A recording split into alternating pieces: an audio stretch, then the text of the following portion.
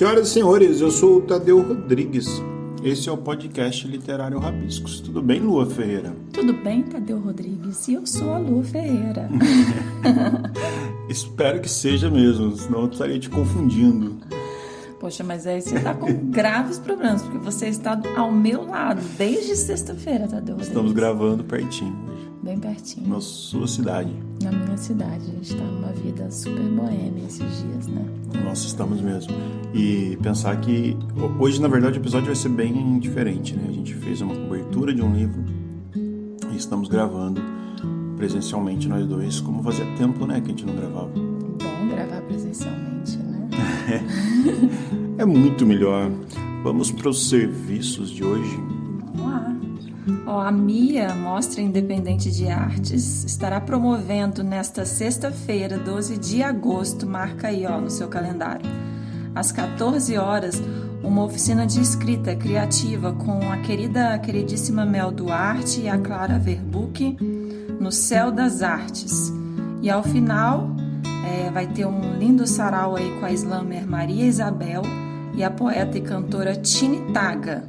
Então você pode fazer as inscrições, anota o link, minha gente, abre.ai/margensnamia. De qualquer forma, o link vai estar disponível aqui na descrição do EP, se você não conseguiu anotar. É isso, Mia. Um abraço para Kiara, que faz um trabalho maravilhoso com a Mia, com a Mostra Independente de Artes. Então, se você for da região aqui de Poços de Caldas, pessoal de Campinas, São Paulo, Mogi, e quiser fazer a oficina, quiser participar do sarau, compareça. Já está no ar também a programação do Flipocos, flipocos.com, que está recheado aí de convidados, de pessoas que vão estar aqui na cidade. E lembrando que vai ter o aniversário do Rabiscos, Lu. Ai, que delícia, tô super ansiosa, e você? Nossa, eu tô muito ansioso também. Nós vamos gravar ao vivo, com plateia, conforme o prometido, dia 3 de setembro, às 10h30 da manhã, na Arena Cultural da Flipocos. Flipocos, eu falei Flipocos por causa do site. Arena Cultural da Flipocos, aqui em Poços de Caldas. 4 anos do Rabiscos, legal, né? Uau, 4 anos, hein? Rabiscos já aprendeu a andar, já tá falando várias palavras. Tá mesmo. Então anota na agenda, 3 de setembro, às 10h30 da manhã, vai estar eu e a Lua apresentando ao vivo. É de graça, é só chegar. O pessoal que quiser dar um passeio diferente fim de semana, vem pra Poços, acompanha a gente, que vai ser legal demais. E nós vamos trazer um cantor incrível que vai bater um papo com a gente, que vai se apresentar também com música, chamado Mununo, que é um cantor que eu fiquei apaixonado quando ouvi, e eu fiz questão de convidá-lo para esse rolê do 4 anos do Rabiscos, e também para a festa ficar completa. Sabe o que a gente vai ter, Lua? Não sei, me conta. Vamos ter o lançamento do livro Passageira, da Lua Ferreira. Vai ser junto, minha gente, olha que delícia. Então vocês podem vir, podem tomar um chopp, podem comer um hambúrguer, assistir a gravação e acompanhar o lançamento do livro de poesia da Lua, que está saindo aí pela Crivo Editorial, editora Crivo, que vai estar aí maravilhoso nos corres aí na vida. Eu já li o livro, sou fã, completamente fã. E vai ser lançado então, Lua, finalmente, né? Como está a expectativa? Você não é só fã, você é mais o que conta do livro? Eu sou o prefaciador do livro. Então, nossa, eu tô ansiosa, viu? Espero que vocês compareçam, não me deixem só. Então quem for perto de Poços, aí o pessoal de Campinas, São Paulo, que quiser um passeio diferente, vale vir 10h30 e você dá um abraço na gente, acompanha a gravação e também dá um abraço na Lua, adquire o livro da Lua. Você está feliz com o lançamento? Super feliz. Pode dar um abraço no Tadeu também. Pode dar um abraço em mim também. Finalmente tem data agora. É isso aí. E falar em lançamento, conta pra gente como é que foi o evento de comemoração do lançamento do livro do Chico Lopes, Coração Disperso, que saiu pela Lavra Editora. Foi muito legal. O Chico Lopes é um grande escritor premiado, né? E um escritor respeitado também no mundo literário. Lançou virtualmente o livro dele, né? Coração Disperso, e fez um jantar de comemoração no lançamento, onde o Rabiscos esteve presente. O Rabiscos é muito chique. Na casa da querida Marília Pereira. O Chico recebeu alguns amigos lá e a gente bateu um papo com ele que foi muito legal. Fizemos uma transmissão quase que jornalística, Lu. Nossa, essa faceta do Tadeu Rodrigues vocês conhecem também, pois é. Roubei o Chico lá no jantar e a gente bateu um papo sobre o livro dele. Vamos ouvir? Vamos lá, bota aí, toca. Estamos aqui no lançamento do novo livro do Chico, Coração Disperso, que saiu pela Lavra Editora. De São Paulo. Qual que é o número desse, Chico? O 17º. 17º livro, né? 17º livro. Já faz algum tempo aí que eu estou na estrada. Na verdade, eu já comecei no ano 2000, quando eu já tinha 48 anos. Minha estreia foi tardia. Depois tive outro livro de contos, um romance que ganhou um Jabuti, e fui fazendo coisas em vários gêneros. E agora, nesse livro, não tem gênero nenhum. Eu tenho um pouco de tudo, memórias, ensaios, crônicas, umas coisas que parecem poesia em prosa. E, na verdade, eu gostei dessa sensação de liberdade que esse livro me deu. Eu escrevi apenas aquilo que eu queria realmente. É um livro muito pessoal. Mas tem tributos a Poços de Caldas, ao sul de Minas, a cidade de Cristina, e uma porção de outras pequenas coisas que eu acho que o público vai gostar. Até aqui tem sido muito bem recebido, as pessoas leem, alguns trechos foram lidos, até mesmo no lançamento um poeta de uma cidade do interior do Paraná leu uma crônica, um trecho de uma crônica, foi muito legal. Na verdade, escrever crônicas, crônica é um negócio meio difícil de classificar. Crônica é uma coisa que nasceu dos jornais, né? Nasceu nos jornais brasileiros, ocupando um espacinho pequeno e tratando de assuntos amenos. Assuntos do momento, frivolidade, uma piada, alguma coisa assim. E acabou se tornando um gênero poderoso até devido ao grande talento do Rubem Braga, que foi praticamente o grande cronista do país todo e influenciou todo mundo que faz crônica nesse país. Mas, na verdade, eu não escrevo exatamente a crônica no espírito ameno. Meu espírito é mais filosófico e, às vezes, até mesmo trágico. Sabe? Você teve o lançamento dele virtual, né? Você falou. Virtual. Como que foi? Foi muito bem. Foi até legal porque, de repente, começaram a aparecer amigos meus dando depoimentos que eu não pensava que eu iria ver. Eu não sabia, porque era uma surpresa da própria editora. Apareceu Otto Leopoldo Wink, que é um excelente poeta. Excelente poeta. Você também deu um livro dele, nossa, maravilhoso. Exatamente. E romancista lá de Curitiba. Apareceu a Adriane Garcia, que é uma poeta fantástica, de Belo Horizonte. Apareceu o Daniel Barbosa, que é um poeta de Uberaba e que tem um sebo lá nessa cidade. E apareceu mais quem? Pera lá. Nanete Neves, que é uma grande amiga lá de São Paulo, apareceu também. Todo mundo falando muito bem. Grande escritora também, né? Eu infelizmente, estava viajando, não pude participar do lançamento virtual. A gente está aqui hoje com os amigos fazendo o lançamento na casa da Marília. Pequeno lançamento, A gente, já é tradição, né, Chico, fazer o lançamento aqui na Marília, né? De certa maneira, sim, porque a Marília, não sei se você sabe que, inclusive, meu primeiro livro, Nó de Sombras, foi lançado na casa na noite do lançamento. A Marília fez uma recepção a todo mundo que estava no Instituto Moreira Salles para ir para a casa dela e serviu uns doces, etc. e tal. Na época, a Marília morava na rua Piracicaba, lá no Jardim dos Estados. E foi legal, acho que ela pegou o gosto pela coisa, fazer lançamento literário. Quem acompanha o Rabiscos aqui sabe o tanto que eu admiro o Chico como escritor, além de ser meu amigo. Eu tenho esse privilégio de chamar você de amigo. E a Marília Pereira, quero deixar um beijo para ela aqui também, que ela, inclusive eu estou escrevendo um livro sobre um pedaço da história dela, da vida dela, até falei aqui no Rabiscos. O Chico já esteve aqui no Rabiscos também, falando sobre, se eu não me engano, foi na Sala Escura que a gente falou? Foi... Ah, não, foi do Corpos Furtivos. Corpos Furtivos? Corpos Furtivos. Não me lembro exatamente. Eu acho que foi sobre Mas isso. eu já estive várias vezes, né? A gente já bateu alguns papos. E eu queria perguntar de você assim, Chico. Quando a gente começa a ler os seus livros, é muito fácil identificar algumas assinaturas sua. E tem alguns livros que eles são mais dramáticos, tem uns que são mais suspenses, assim, no sentido... Não no jump scare, não no suspense de thriller tanto, mas no drama mesmo, assim. Não susto, não, mas o drama meu é interior, ele é muito psicológico. Eu gosto muito de trabalhar pessoas que estão em situações anômalas, né, que estão marginalizadas, que têm uma visão de fora do mundo, aquela visão de quem foi rejeitado ou está ressentido ou quer se inserir até na sociedade, mas não consegue. Então eu gosto dessa visão um pouco dramática.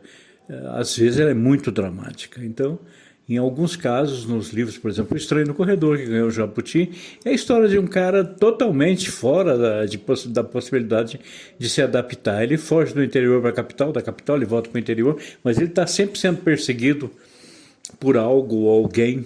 Né? É o meu favorito, inclusive, Estranho no Corredor. Esse livro, na verdade, é o favorito de muita gente. Até hoje, a editora 34 tem um público certo para esse livro. Volta e meia tem alguém que já comprou, já leu, etc. E eu vejo pessoas fazendo ensaios sobre o livro, falando coisas sobre o livro que eu nem imaginei que pudessem ser vistas. Né? Mas eu acho que todo livro é uma obra aberta. Quando os leitores vão ler você da maneira que que a subjetividade deles impor. Então, isso, você tem que contar com isso. Depois que você bota um livro no mundo, ele passa a ser do mundo, realmente, já passa a ser do leitor. Então, o leitor vai ter uma relação com ele que às vezes até escapa. Não é exatamente aquela que você teve com ele. Né? Fazendo um paralelo a isso que você está falando, e você coloca para o mundo dentro da sua ficção, mas você já escreveu uma autobiografia. Esse livro novo agora, Coração Disperso, tem memórias, tem observações, tem pessoas assim. Como que você vê essa sua exposição, né? Você que é de uma outra geração. A minha geração já não é tanto, mas a geração mais nova é uma geração absurdamente exposta, né? No sentir, no pensar, no odiar, no amar. Como que você trabalha essa exposição sua dentro da literatura e como que você vê esse cenário todo? Olha, eu vejo o cenário assim, isoladamente. Eu tenho amizades com você, com vários outros escritores, e eu percebo que existe uma visão de geração mesmo, e que eu estou um pouco fora. Talvez eu esteja até um pouco obsoleto, porque as minhas leituras remetem muito aos anos 70. Né? Eu sou muito daquele grupo dos anos 70, que era Inácio Loyola Brandão, Dalton Trevisan, Lígia Fagundes Telles. Era uma outra coisa. Era um grupo pré-internet, né? Muito diferente de hoje em dia. Então, passou os anos, eu continuei escrevendo, mas, na verdade, como eu fui publicado apenas no ano 2000, eu peguei na rabeira uma coisa de gerações novas, da geração 90, de Nelson Oliveira, Marcelino Freire, que é nosso amigo comum e tudo. E acabei ficando meio perdido aí nesse meio, como se eu fosse um pouco velho para o gosto da moçada, mas eu acho que não. Eu acho que a literatura, na verdade, ela não tem muito a ver com modas. Eu procuro ver assim, eu procuro ver como aquela coisa do Carlos Drummond. É chato ser moderno, eu quero ser eterno. Aquela coisa. Eu acho que é legal, você deve procurar, é claro, dialogar com o seu tempo, dialogar com a sua geração. Estamos aí num momento importante em que todo mundo está questionando o governo e se posicionando, inclusive na literatura, tem uma forte movimentação nesse sentido. Eu acho importante a gente estar nessa corrente também, não pode ficar isolado demais. Mas, na verdade, a literatura tem sua própria lógica, ela tem que sobreviver o máximo possível além das condições da sua época. Né? Senão a gente vai estar sempre falando provisoriamente, fugazmente, transitoriamente. E o melhor é a gente procurar o caminho da eternidade, se possível. Quando você fala isso, me vem à cabeça a literatura política hoje, né? Está tudo muito politizado, a gente viveu uma pandemia, né? Como que você vê isso também? Eu vejo o seguinte, são contingências, né? O escritor pertence à sua época, né? Você pega um jovem, ele não pode deixar de falar daquilo que ele está vendo, daquilo que ele está sentindo, do que rola pelas redes sociais, do que ele vê na atualidade, né? Então, isso é inevitável. Você não pode fugir ao seu tempo. Ao mesmo tempo, você tem que elaborar a sua literatura para que ela tenha um pouco mais de força além daquilo a que ela está ligada por uma contingência de época. Será que fiquei claro? Acho que isso tem que escapar da contingência. Eu fiquei pensando aqui porque, de fato, a gente não precisa falar de uma função literária, né? Não. E quando você que passou por um processo agora, você que já é de uma outra geração, teve a pandemia, né? Você pinta também quadros, você tem esse refúgio num sítio. A capa do meu livro. A capa do seu livro é maravilhosa, inclusive. Eu vou deixar até o link aqui para o pessoal conhecer depois. Como que foi essa solidão da pandemia para você? Eu falo até por nós temos um grupo de amigos que a gente se encontrava quase que mensalmente. Aí a pandemia a gente ficou sem se encontrar, né? Olha, a gente fez o possível para ir sobrevivendo, né? E na verdade, essa pandemia não saiu ainda completamente do horizonte, né? A gente ainda usa máscaras em certas circunstâncias, a gente já passou por tudo isso. Houve uma espécie de isolamento social, uma coisa assim, um recuo, né? As pessoas mais trancadas em casa, né? Não iam ao cinema, medo de sair, medo de encontrar muitas... Você conseguiu produzir nisso? Eu produzi. Na verdade, eu acho que, de uma certa maneira, a solidão do escritor até aumenta nessas épocas, né? E, de repente, você se aproveita do fato de estar isolado para escrever mais ainda, né? Mas eu preferia que não houvesse esse isolamento forçado, porque a pandemia matou muita gente, foi uma coisa triste demais até aqui. E eu gostaria que nada disso tivesse acontecido. Mas quem sou eu? Você conseguiu escrever? Claro, eu continuei escrevendo e vou continuar escrevendo. Também. E pintando, exatamente. Aliás, até acho que pintei muito mais do que escrevi nesses anos todos, porque eu passei a ter uma certa regularidade publicando no Facebook meus quadros e as pessoas adquirindo, né? E foi uma coisa legal. Você mesmo adquiriu um Kafka que eu pintei. Maravilhoso, inclusive. Pintei várias outras coisas. Então, eu acho que não. Eu acho que a arte, nessas situações sociais de isolamento, de contingências fatalistas, assim, tipo, não se pode fazer nada, não se pode abrir a janela, não se pode conversar com o vizinho, não se pode ir ali, não se pode ir aqui, porque tudo andou contaminado pelo medo, né? O medo. Eu acho que nesses momentos também a arte passa a ter um papel muito importante de defesa. Ô Chico, eu queria que você contasse um dos casos aqui, uma das memórias do livro, para a gente conhecer um pouco. Um pouco do livro. Eu posso dizer que esse livro tem uma curiosidade. Ele é afetuoso. Ele é um livro em que eu me voltei para lembranças de pessoas marginalizadas da minha cidade. Lembrei de um cinema da minha cidade que fechou nos anos 80. Então eu contei a história desse cinema meio como se eu estivesse lembrando daquele filme Cinema Paradiso, do José Vitor Nattori, em que se conta a história de um cinema que fechou também. Aí eu contei a história do cinema em que eu me formei como crítico de cinema. Foi nesse cinema, Cine Bandeirantes, que já ninguém vai nem lembrar. Em Novo Horizonte? Em Novo Horizonte, São Paulo.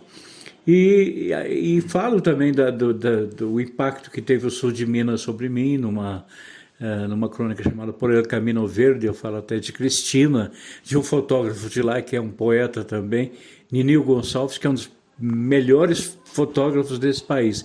E Cristina é um charme. As fotos que ele faz de Cristina são incríveis, né? São aquela pequena cidade mineira encantadora. Então eu falo disso também, falo de outras coisas. Eu tenho uma crônica que eu gosto muito chamada All the Lonely People. All the Lonely People faz parte do refrão de uma canção antiga dos Beatles, né? Antiga, mas imortal, perdão. Eleanor Rigby. Sim, all the lonely people, where do they all come from? All the lonely people, where do they all belong? Né? E eu falo disso, dessas pessoas que vivem sozinhas, sentadas em restaurantes, olhando à espera de um olhar das outras pessoas. Vocês já repararam como são solitárias essas pessoas? E de onde será que elas vêm? A música fala isso. a que lugar elas pertencem, né? Na verdade, ninguém sabe. Eleanor Rigby é uma letra fantástica. Aí eu trabalhei muito em cima disso, da ideia dos Beatles, e a ideia de um quadro do Edward Hopper, um pintor americano, que mostra um bar com pessoas sentadas assim, isoladamente, e que dá uma sensação incrível de solidão aquele quadro. Talvez o Tadeu até conheça esse quadro do Edward Hopper. Então eu juntei todas essas coisas, a pintura, o cinema, a literatura, a música. De repente eu falo também das músicas que eu ouvia no rádio, de muita coisa, de tangos, de boleros e etc. e tal. É um livro muito híbrido, no sentido de que ele reúne muitas coisas diferentes e procura abordar vários caminhos. Legal, você tem essa relação com o interior, né? Tanto o interior de São Paulo quanto o interior de Minas. Eu sou uma pizza de 2 sabores. Qual personagem o interior é para você, assim? Tendo essa diferença de Minas, São Paulo, o conservadorismo do interior também, que vem aí numa dicotomia ao lirismo, à poética do interior. O interior, o que eu poderia dizer do interior?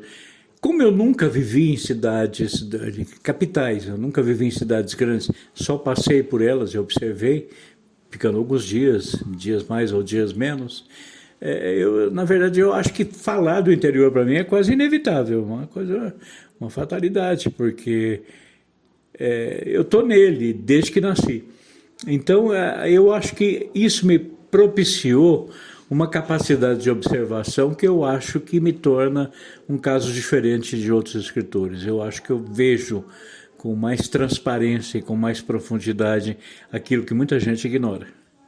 Você que tem uma observação importante com as pessoas, com as cidades, você tem esperança no nosso futuro? Você tem esperança na literatura brasileira? A gente sem esperança não vive, né? Na verdade, quando você percebe que mesmo deprimido, mesmo chateado, mesmo atacado por um profundo pessimismo, o que é que está te deixando em pé? Esperança, né? De alguma maneira, o dia seguinte vai vir, né? O sol vai brilhar novamente. Você vai ter que caminhar, você vai ter que fazer isso, tem que fazer aquilo. Existe uma energia, uma vontade de viver que está ligada umbilicalmente à esperança. A esperança, se não existe, o homem não existe. O que você está lendo, Chico? Nesse momento, eu estou lendo uma biografia imensa de um cara chamado Patrick McGilligan, uma biografia do Alfred Hitchcock.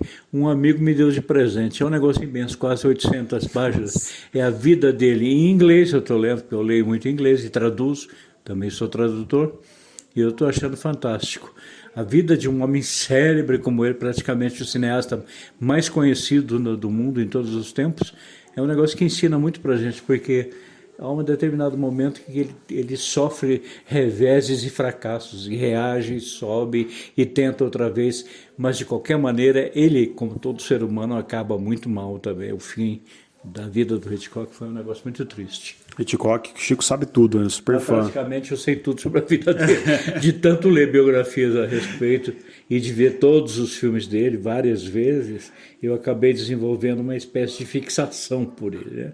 Uma certa obsessão. Aliás, o Chico tem um livro na Sala Escura que saiu pela Penalux, né? Saiu pela Penalux. Sobre cinema, vale muito a pena, né? Vale sim. Eu fiquei assustado quando eu vi no sebo virtual, na estante virtual, esse livro vendido a R$165. Como as pessoas estabelecem esses preços? Eu acho que é da cabeça dele. Absurdo, um absurdo. E, na verdade, é um livro de referência, é um livro de pesquisa, né? É um livro sobre cinema. Então, eu acho que acaba sendo valorizado, porque há poucos exemplares dele, né? E a editora fez um número limitado de exemplares, então, quando sobra um exemplar e o pessoal dos sebos nota que pode ter alguma importância, pronto, o preço sobe lá para as alturas. Eu falei, nunca eu pensaria em vender meu livro a 165. Vou colocar o meu para vender por 300, fala que está assinado pelo autor ainda. Pode ser. Agora, eu acho que é o seguinte, esse livro Na Sala Escura tem muita importância mesmo, para mim, porque ele resume, de certa maneira, toda a minha vida como comentarista de cinema aqui no Instituto Moreira Salles de Poços de Caldas.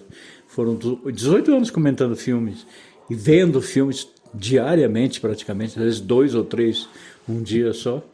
E, na verdade, me deu todo um uma visão da história do cinema, né? E eu tentava transmitir isso aos frequentadores do Instituto Moreira Salles. Acho que consegui.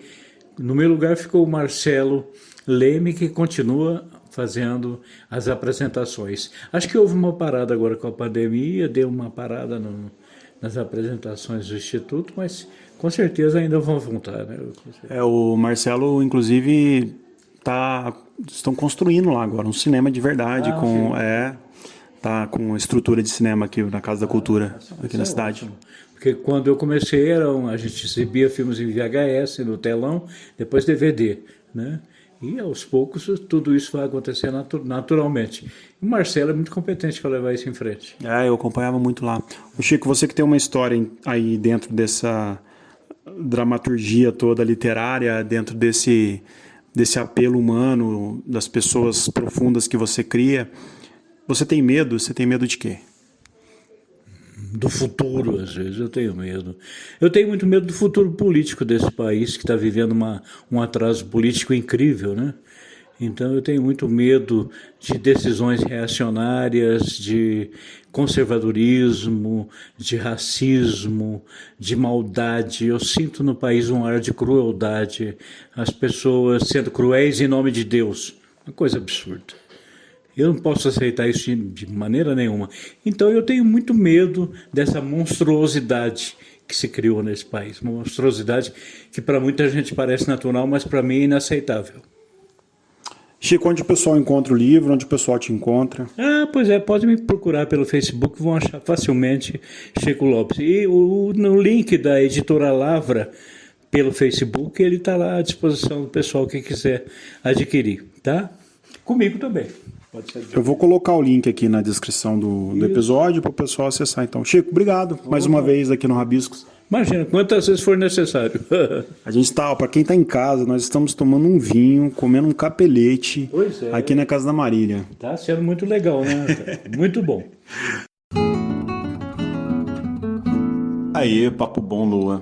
Delícia de papo. Chico é incrível, né? Pessoal, quem quiser então conhecer o livro do Chico, Coração Disperso, só clicar aqui na descrição do vídeo, ou aí pelo site também da Lavra Editora, ou falar direto com o Chico aí, como ele mesmo falou. É isso, vamos ficando por aqui, Lua. Agora vamos dar continuidade à boemia. Dar continuidade à boemia, preparar para os próximos episódios, que já está com uma agenda bem legal, né? Uau, nossa, super agenda. Não deixem de acompanhar. É isso então, pessoal de casa, obrigado por você que está aqui com a gente, quem está ouvindo a gente no Spotify, dê aí a sua notinha pra gente, é muito importante, coloque aí 5 estrelas, ou no Deezer, favorite quem está ouvindo pelo Deezer, é importante pra gente também. Se tiver sugestão de pauta, reclamação, dúvida, escreve pra gente, podcastrabiscos@gmail.com, e quem quiser enviar livros pra gente, pode mandar o livro digital pelo mesmo e-mail, o livro físico pela caixa postal número 129, CEP 37701010, Poços de Caldas, Minas Gerais. É isso. Um beijo a todos, bom dia, boa tarde, boa noite.